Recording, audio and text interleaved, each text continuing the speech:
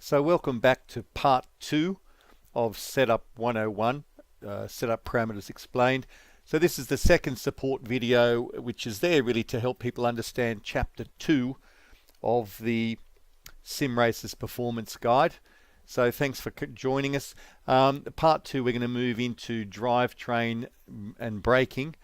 But also, before I do that, I just want to sign off on one aspect that we intended to discuss but didn't discuss in the first video, and that is caster. And what you can see here is the default caster here is 6.8 degrees, and you can see here I've increased it in one of my setups. And what caster does is actually it points the suspension arm forward of vertical.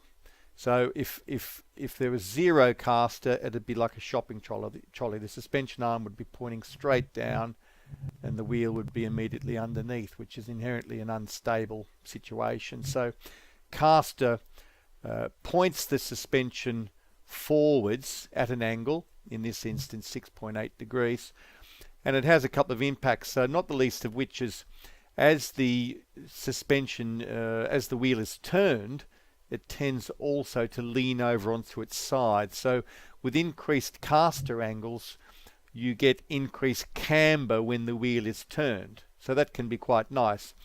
An increased caster might mean you can run a lower static camber and get those advantages we talked about in the first video of greater contact patch and better braking performance. And yet, once you're in mid-corner, you have a higher effective level of camber because as the caster is increased, the wheel tends to tip over onto its side as the wheel is turned. I'll insert in here a picture of a chopper motorcycle, which shows really graphically how an increase in caster affects the amount of camber. So the whole bike's leaned over at the same angle, but look at that front wheel. Because of the wheel turn, it's really tilted over when the wheel is turned. The other thing caster will do, it'll just slow down the front end of the car a little bit. If the front's very, very twitchy, it will mean that on turn-in, sometimes it can just react that little bit slow. You've got a little bit less camber initially, and the camber builds up as the lateral loads build up and the car moves over onto the outside tyres. So it's something to play with. High levels of camber can cause a little bit of initial understeer. Really low caster, really low levels of caster can make the car just a little bit too twitchy and on edge. Sometimes a picture's worth 1,000 words. It has another benefit too in sim racing, in that mathematically, because it moves the steering rack further from the steering arm, the amount of force feedback power that is felt by the driver goes up. You've got the steering rack force is being multiplied and arriving with greater impact on the steering column, is actually the word I was looking for. So increased caster will often create an increase in wheel weight, an increase in force feedback. So now we'll move into the subject of differential lock, or diff lock, which is a really fantastic little area to experiment with once you understand it a little bit.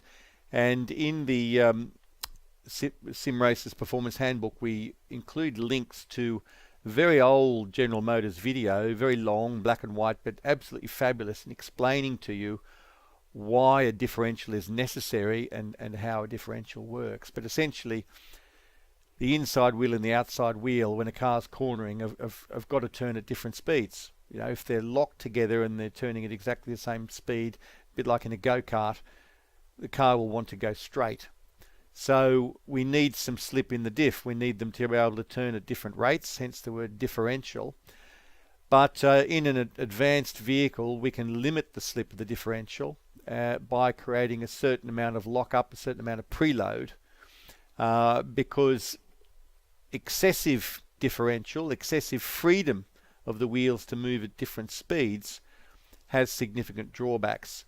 So we're going to go through this and explain it. Probably we'll start with power, because that's probably the simplest one to explain. Diff lock on power and diff lock on coast. Increasing the diff lock basically makes the car want to go straight. You are connecting the inside and the outside wheels to a greater extent. So by increasing the amount of diff lock, you are decreasing the amount the wheels can turn at different speeds. So if I was to put diff lock on 100% here on power side, that means on throttle, both rear wheels will only turn at exactly the same speed. It basically becomes a lock diff, like a go-kart diff. And anyone out there who's done a bit of go-karting will know that it's necessary to lean to the outside to get a better cornering performance. And the reason that is it takes the weight off the inside wheel. Otherwise, the inside wheel will force the car to go straight. If we're looking at this car here in the picture, if we're trying to turn to the right, but the right-hand wheel persists in travelling at the same rotational speed as the left-hand wheel, the car doesn't want to go right. The front tyres are going to have to be doing a lot of work to try to make this car go straight. If we reduce diff lock on power all the way down to 0, the wheels can turn at totally different speeds. So that means the outside wheel can be turning at full speed. The inside wheel can perhaps not turn at all. But it opens up a situation where you can too easily spin up the rear wheel because it's unweighted. It's not connected enough to the outside wheel, and it's going to get power delivered to it, and it's going to be happy to turn at a completely different rate. So you can have a situation where the inside wheel is unweighted and spinning up, causing you all sorts of tyre wear, but not delivering you much power.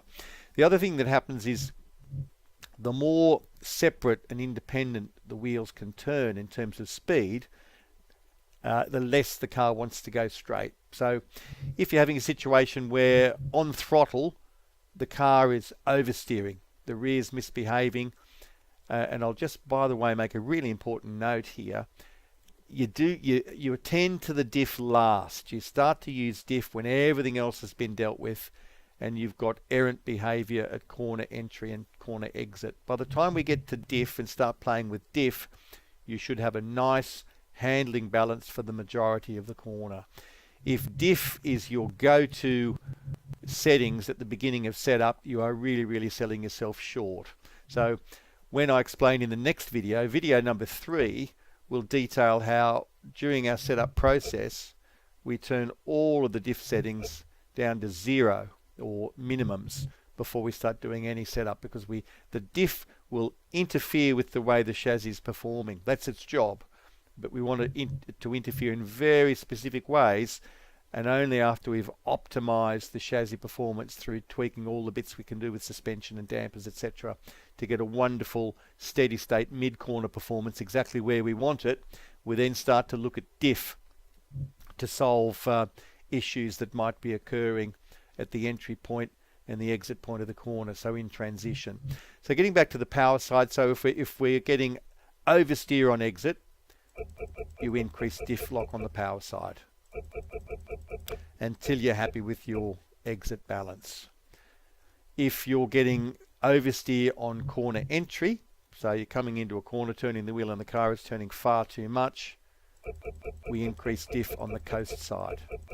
And that is literally how diff works. Now, every change in diff will have a downside. By increasing diff lock, you will increase the work the front tyres have to do, because the rear tyres will want to go straight. They will want to make the car go straight. The diff is causing the car to go straighter. So more diff lock means more front tyre wear, and usually it means a bit less rear tyre wear. So something to bear in mind when you're setting up for endurance racing. Preload applies an underlying level of connection between the outer and the inner wheel. So essentially it means you've got a bit of lock there happening all the time, an underlying level of diff lock. In some mods you'll find you can only adjust preload, so that will be your only accessible way of changing the level of diff lock available to you. It won't specifically modify power or coast, it'll modify both. So, but it's not a bad little intermediate setting. If you're finding that you're on a power setting of 20 is too much, you might say, well, but 18's too little. Well, you might try 18, but you might increase the preload 1 notch.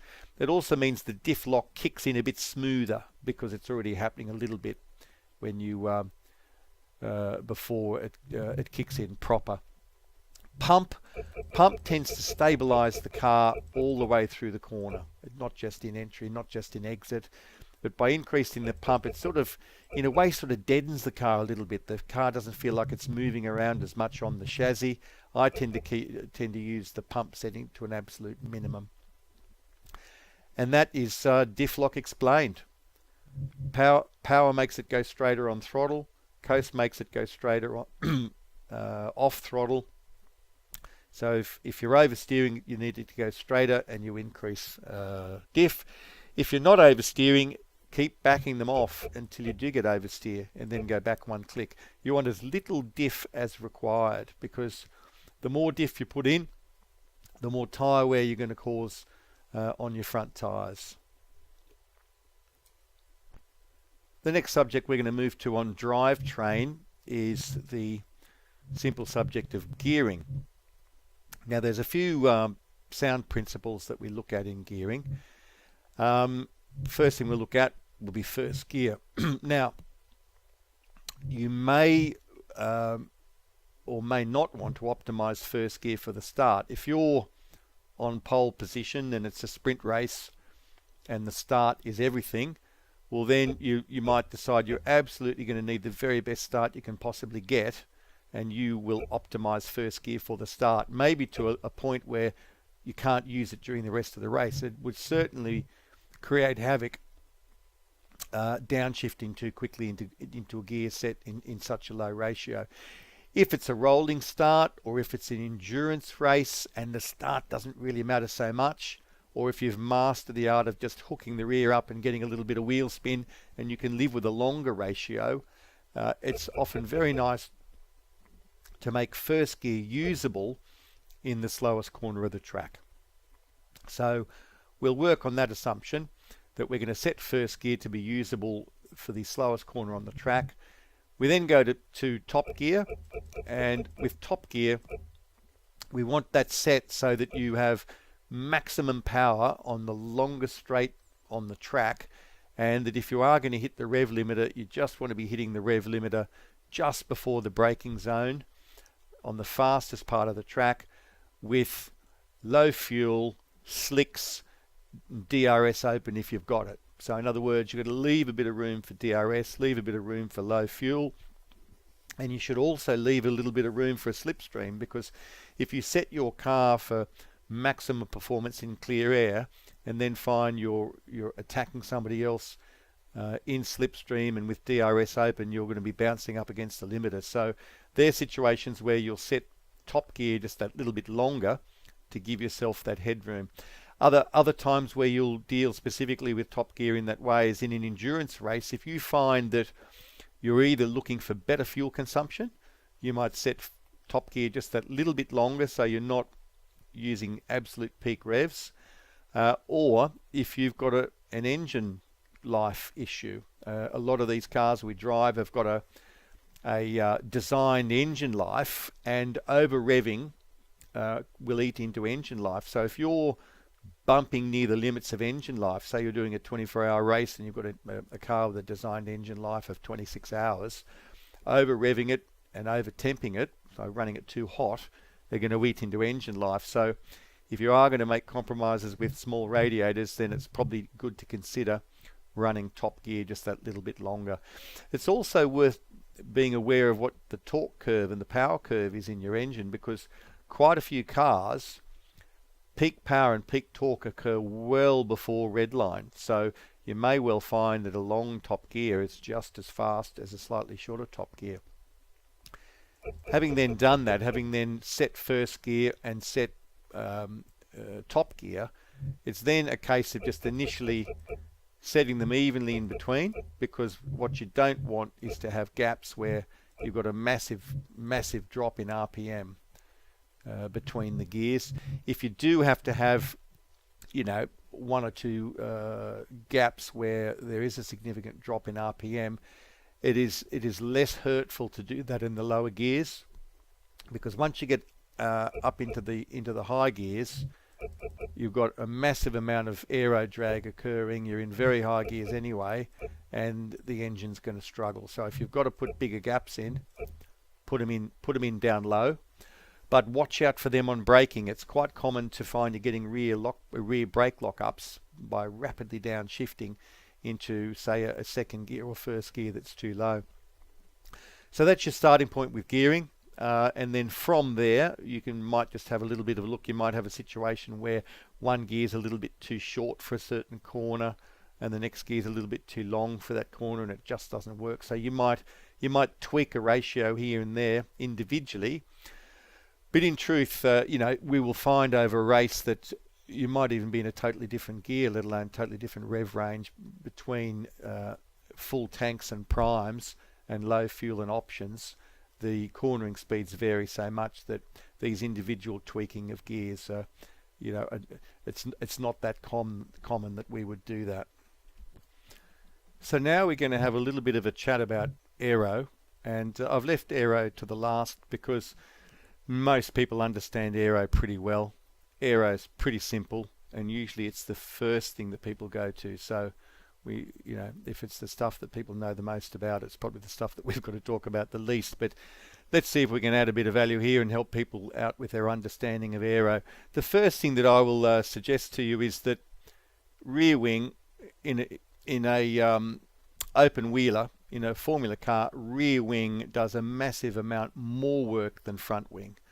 The rear wing is really the dictator of the main level of downforce in a vehicle, and the front wing, it's a tuning aid. The front wing is there to get the car behaving correctly given the level of downforce you've set in the rear wing. So you make your big decisions at the rear end, and you then balance it with decisions that you make at the front end. In my next video after this one, which is the setup process, I'll detail how to assess your aero correctly. But a few little anecdotes here. And basically, if we start from the premise that your aero is going to decide what your terminal mid-corner grip is going to be like in high-speed corners. Aero has an increasing level of impact depending on the speed of the corners, and certain tracks really charge a premium on the amount of aero that you use, and some of them are not the ones you'd expect. We'd all immediately say, oh well, look, we've got to have a massive amount of wing at Monaco. And Monaco is a special example because although the average speeds are quite low, the teams run really high levels of downforce there, and it's because the speeds are so low. There's a very little drag involved, so they may as well have as absolute much aero as they can. And with all the very slow corners at Monaco, you want as much extra grip as you can possibly have them. Monza, the other extreme example, traditionally the teams run the absolute lowest amount of aero they can there, because Monza is all about high-speed straights and slow chicanes. If we look at the Monza circuit, there's only a couple of real corners there. You've got the Variante Ascari, the Ascari chicane, and you've got the Parabolica and the two Lesmos, and really the Parabolica is the only high-speed corner. So the car is set to give absolute maximum speed on all the other corners, and everybody's just going to have to manage with the lower speed corners. Canada's another good example of really low aero. So it's really a case of having a think about what's going to work for that track, how much aero are you going to need. And one of the questions you ask yourself is, how critical are cornering speeds for the lap time? And one that's a really interesting conversation, or two in fact, we'll talk about Silverstone and we'll talk about Spa. Silverstone has one of the highest average speeds of any circuit, and you might think, oh, okay, it's a really high-speed circuit, I've got to use low wing because I want to go even faster. But in fact, Silverstone tends to be a fairly high wing circuit, and the reason is there are a lot of really fast corners there. The newly designed Silverstone circuit, you've got turn 1, turn 2 are absolutely flat in a Formula car and using a lot of wing to get those turns done at top speed. Then after you get through the village complex, and once you've gotten through Wellington Strait and through the Luffield complex, you've got the most massively aero-dependent section of the track, which is Copse, the right-hander after the old pit straight. Massively high speed, mega commitment, and nearly flat out in these cars. Now the exit of Copse, the speed you're maintaining on the exit of Copse has such a huge impact because you don't lift again until you get all the way up to Maggots Beckett. So that section of the course, if you're running low wing, you are going to pay such a massive penalty because anybody else is going to be having the throttle pinned all the way through there, and you're going to be lifting and sliding all about and then putting your foot back down, hoping to remake those losses by the time you exit Maggots Beckett. So the car with high wings is going to have much greater speeds through Maggots and Becketts, and then onto the Hanger Straight, and then again through Stowe, the long right-hander at the end of Hanger Straight. That's a massively aero-dependent corner as well. So you look at the track and you think, how aero-dependent are these corners, and how much is my exit speed going to dictate my lap time? And a track like Silverstone, you've just got to say, wow, I'm going to need to have a car that's really, really on its game in terms of aero, and you will go for a fairly high level of aerodynamic downforce for such a track. Spa is another really good, really interesting example, because there's three ways you can be quick at Spa. You can set the car with relatively low wing and be ultra quick in Sector 1 and Sector 3, and a bit on the slow side through Sector 2, which is really the only racy part of Spa is through the middle section after Lacombe's and through Rivage, corner with no name, Pouhon, Campus, Paul Frere, and then you're back onto a straight again. So there's only really the middle section of Spa where cars are cornering. Or you can add some wing and have the car very quick through that middle section and a little slower on the fast section, Sector 1, Sector 2, Sector 1, Sector 3. But you've got to ask yourself, in a race situation, can somebody effectively attack you in Sector 2? And the answer is no.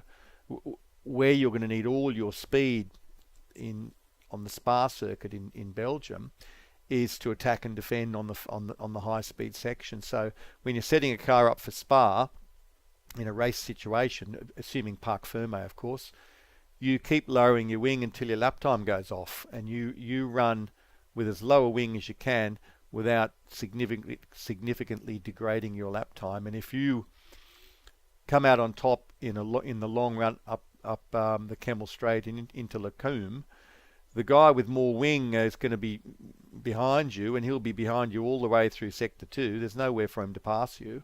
You just got to park it on the apex until you get back to the next high-speed section. And by the time you've done Sector 3 and Sector 1, he'll be in your mirrors driving beautifully through Sector 2, but by virtue of your straight-line speed, tactically, he's not going to be able to attack you.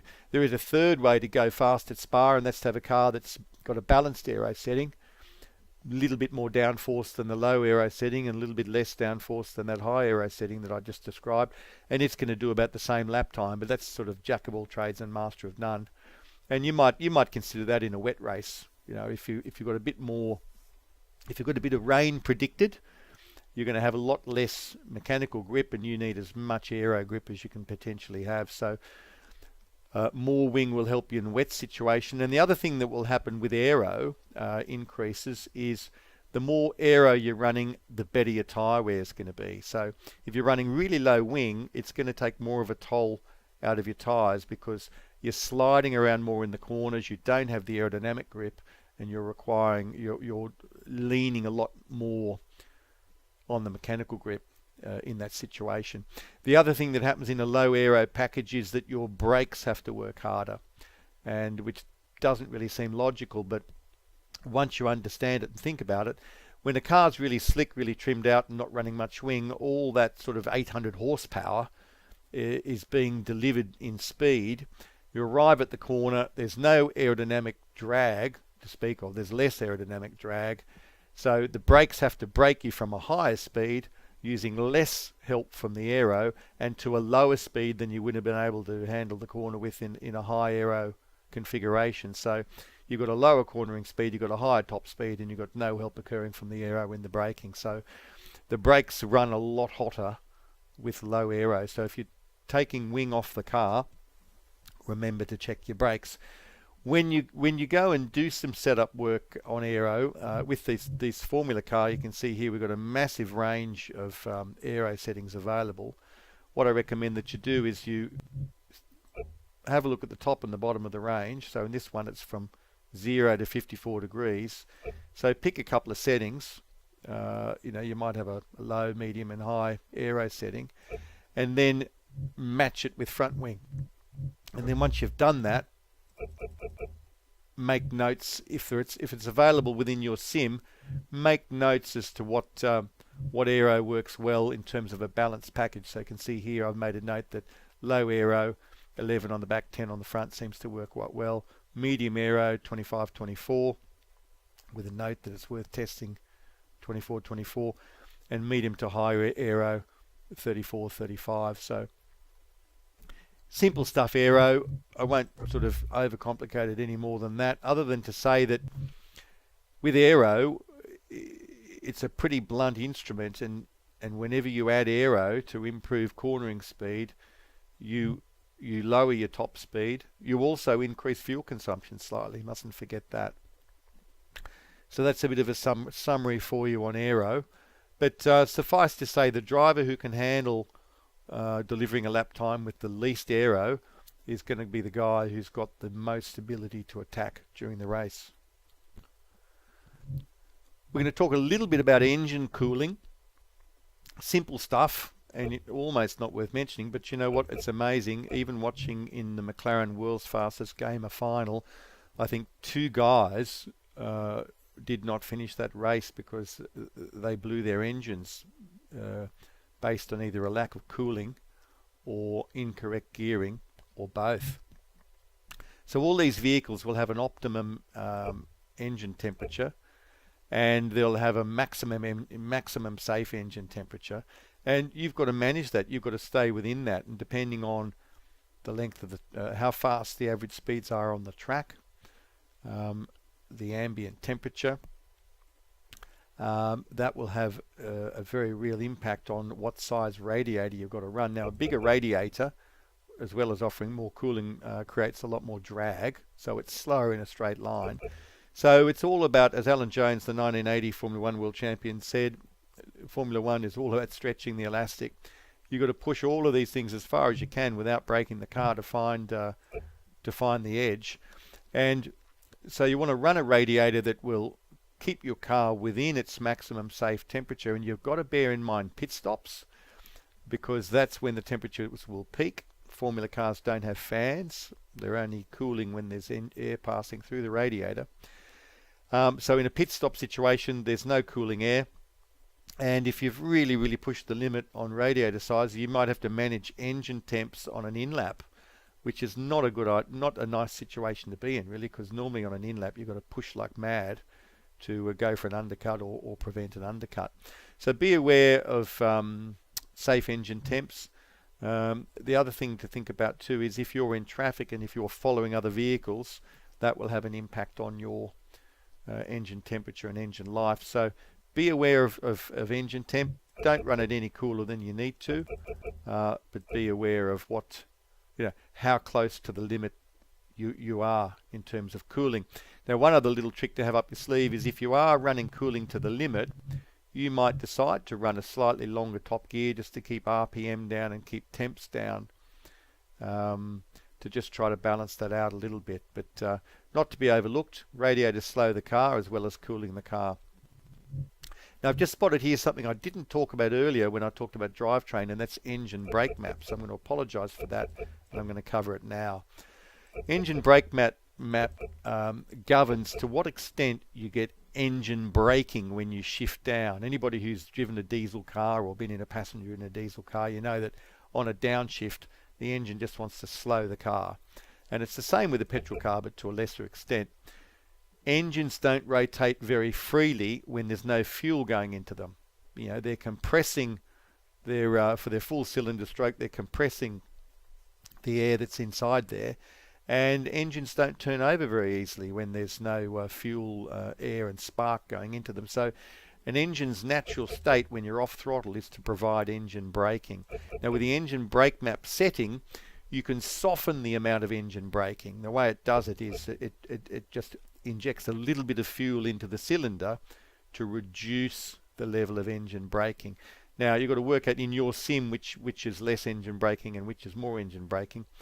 In R factor 2, the lower number is the greatest amount of engine braking. So when do you adjust it? If you're downshifting and you're getting lockups, you might have to look at, if you can't solve it through technique, downshifting a little bit slower, you might want to soften your engine brake map a little bit. Reasons to have engine brake map quite aggressive is that it does help with braking.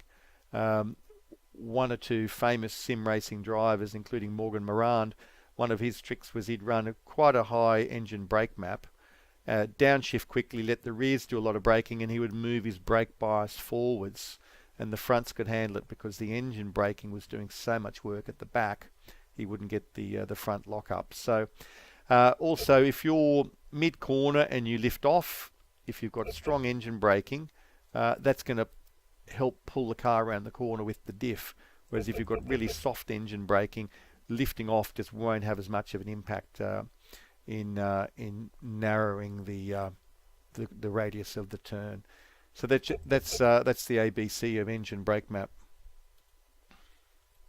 So now we're going to talk about brake cooling, and very similar story to engine cooling and radiator size. It's simply a case of how big the brake duct is, and in a well-constructed simulation, your brake duct, the bigger size brake duct, will create more drag and will create more lift. So you don't want to run brake ducts any bigger than you need to. But it's a very common thing. I've seen people running minimum brake ducts, and what you've got to be aware of is what your perfect temperatures are for brake performance. And if you've got minimum brake cooling on board and you are pushing your brake temps outside their optimum range, you're going to get massively increased brake wear, but you're going to get significantly reduced braking performance. And depending on the circuit, you might need to make some big moves under brakes, and if you don't have the retardation, you're in all sorts of bother. So it's a trade-off, and you need the brakes to perform. One good example is the Nordschleifer. If you're running the 24 hours of the Nordschleifer, you spend some time on the GP circuit, and down the bottom there of the GP circuit, the hairpin, that is where brake temps are at their absolute maximum. But it's one of your biggest chances to attack and overtake on the whole 9-minute lap of the Nordschleifer. Same too down at the bottom of the Adenauer Forest when you cross over the little bridge. That's another peak for brake temperatures. And if you've taken too big a risk on brake duct size, you're just not going to have the braking performance to be able to really attack in those situations. So think about your brake duct cooling. Think how much you're going to need it, whether it's going to be critical for you at any particular time in the race, or whether you're going to have to sort of go easy on brakes because you just haven't got the cooling. Certain circuits are very hard on brakes and certain circuits are very easy on brakes. It tends to be the high aero circuits are pretty easy on brakes. So for example, we talked earlier about Silverstone. So much high G cornering that in fact a lot of the energy that's being produced by your car is being dissipated by aero and by tyres, and you're not doing many big stops. Spa, while it isn't the same, there are such long periods between the big stops that you can tend to run pretty low brake cooling in Spa. Monza is a beast on brakes because you've got these massive stops into the first variante, the second variante. You still need the brakes to perform in the first and second Lesmo.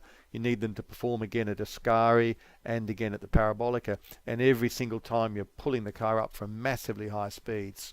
So your braking performance needs to be absolutely on point at Monza, or you're in all sorts of trouble. Singapore is another one where braking performance is critical. So yeah, have a look at brake duct blanking and decide how much cooling you need and make sure you've got adequate cooling. Maximum pedal force here essentially is you can reduce the amount of maximum brake force. If you're finding your brakes are locking up too much, you can lower the amount of brake force. Depending on the car, most of the cars we race have got a bit of aero at speed, so you should have a situation where you can stomp on the brakes at full speed, but then you need to be able to brake regressively as the air comes off the car, and you consequently don't have as much downforce, and so you won't have as much mechanical grip. So you'll need to you'll need to regressively brake as you approach the corner. In other words, ease off the brakes as the speeds come down, or the tires will lock up.